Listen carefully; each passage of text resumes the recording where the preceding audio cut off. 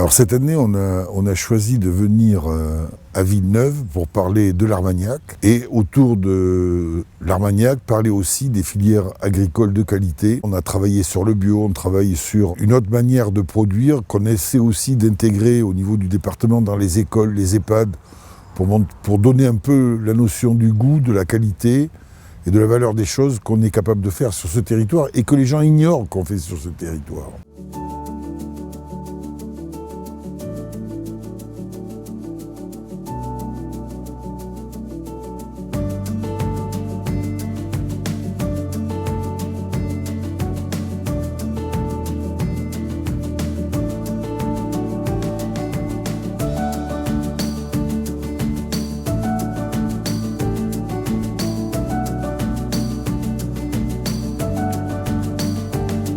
Le premier but, c'était quand même de fédérer tous les élus de ce grand territoire.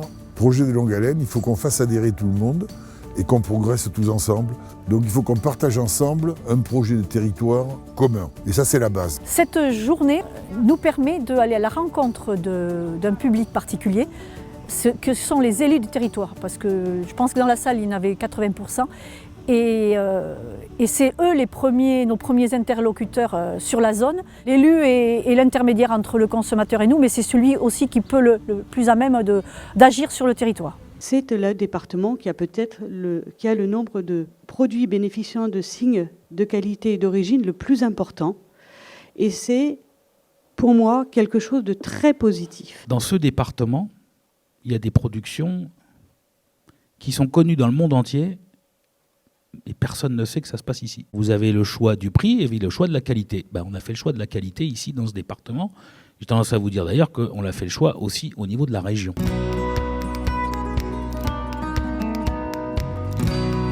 Les filières de qualité, ce sont des filières qui visent à différencier les productions et donc à être, on va dire, compétitives hors prix sur les marchés et notamment sur les marchés internationaux. Depuis 5 ans, l'export est devant à 54-56% si on compare avec le marché français. C'est un marché qui est d'abord de très très grande valeur.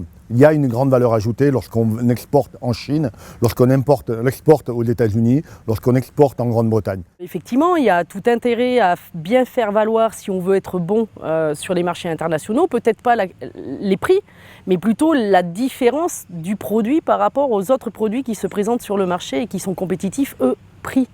Ce qui fait la valorisation d'une filière de qualité, c'est pas le fait qu'on le vend pas cher.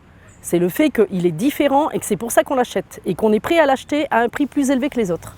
C'est très important aujourd'hui d'avoir une filière qualité et d'avoir des domaines qui nous représentent. L'Armagnac fait partie d'un AOC exclusif dans les Landes et dans le Gers et dans le Lot-et-Garonne. C'est très important de le mettre en avant. Il ne faut quand même pas oublier le principal, le produit, et qu'il n'y ait pas trop de labels autour de tout ça. L'AOC est déjà largement suffisant, je trouve, à la défense de notre produit. Il suffit de le faire grandement. L'important, c'est de faire reconnaître un produit. Aujourd'hui, concernant du moins l'Armagnac, c'est trop faible, c'est beaucoup trop faible, que ce soit à l'échelle nationale ou internationale. On a besoin encore de beaucoup plus de soutien et que ce soit encore plus reconnu. Nos liens avec nos partenaires, notamment les offices du tourisme du secteur et hors secteur également, sont très forts dans la défense de notre patrimoine et de nos produits. On espère que ça continuera parce qu'ils sont bien ancrés là-dedans et ils nous soutiennent grandement.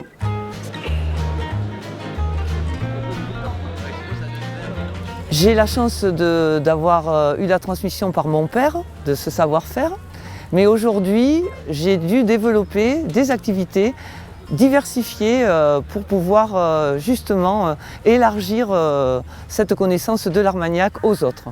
J'ai développé ce côté spiritourisme et je crée également régulièrement des ateliers toujours liés à l'Armagnac et au Floc de Gascogne. Donc la communauté des communes, avec son association intercommunale qui s'appelle TABA, Tourisme Animation en Bas-Armagnac, lance donc cette année 2 événements. Un donc, qui s'appelle Flock and Roll, et le deuxième événement, c'est celui donc, du mois d'août, donc, qui aura lieu du 20 au 23 août, qui lui s'appelle donc Musique en Bas-Armagnac, qui associera donc la musique classique avec le produit Armagnac. Cet événement se déroulant dans des domaines produisant de l'Armagnac, et en particulier le domaine départemental d'Ognoise. Donc voilà en fait un exemple d'association d'événements culturels qui favorise donc le développement de l'image de produits, le floc et l'Armagnac. En associant un événement culturel avec le floc ou l'Armagnac, on permet aussi de développer l'image de produits du terroir. On découvre des domaines, bref, tout le terroir en bénéficie.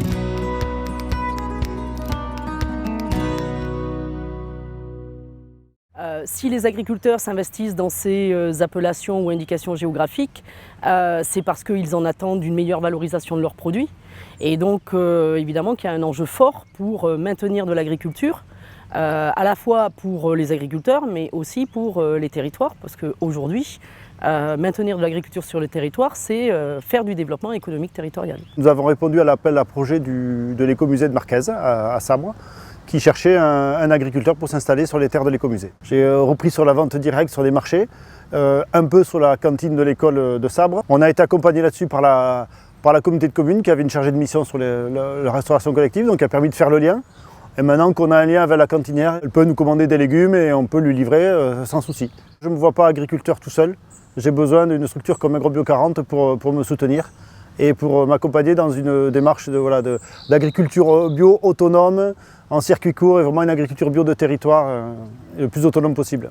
Le bio, j'ai vu qu'entre 2015 et 2019, la production de bio dans ce territoire a doublé. Je suis sûre que depuis 2019, on est fin 2021, ça a encore augmenté. Et je pense que c'est une très bonne chose. Il y a de plus en plus de consommateurs qui sont demandeurs de plus de protection de l'environnement, de plus de connaissance de ce qu'ils consomment, de plus de proximité. On a dans notre pays, et ici dans les Landes, des producteurs qui sont capables, Monsieur Faure en est un très bel exemple, de produire des produits d'excellente qualité, avec des pratiques très respectueuses de l'environnement. Ça fait quand même mal au cœur de voir des produits bio importés, et excusez-moi, mais l'importation, c'est pas forcément ce qui est le plus respectueux de l'environnement compte tenu des transports qui sont nécessaires.